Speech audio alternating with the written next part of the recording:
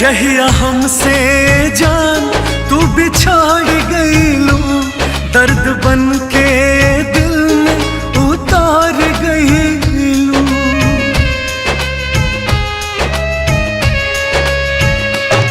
जहिया हमसे जान तू बिछाड़ गईलू, दर्द बन के दिल में उतार गईलू।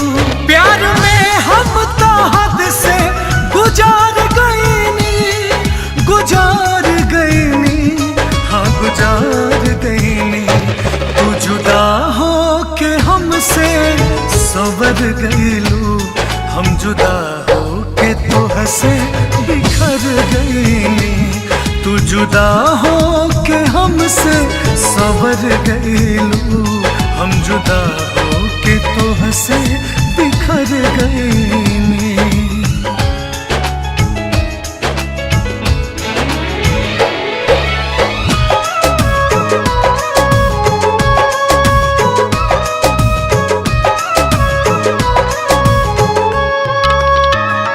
सज गईले सनम मेहंदी से तोहर हाथ, आज लेना हो भुलई बर्बादी वाली रात।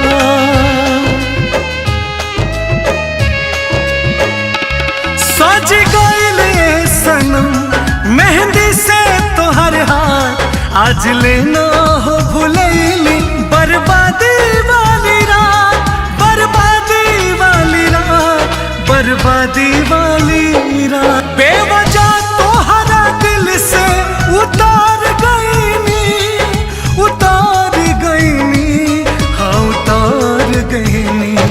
तू जुदा हो के हमसे संवर गईलू, हम जुदा हो के तो हंसे बिखर गईनी।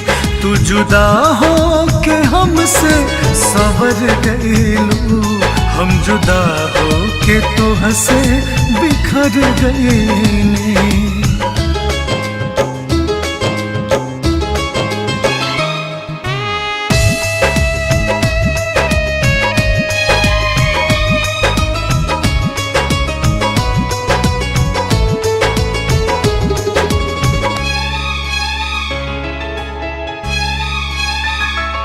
खुश रही हाँ दिल कहे ना कोनो गम होखे, याद आवे ना हो रिसू के अखिया ना नम होखे।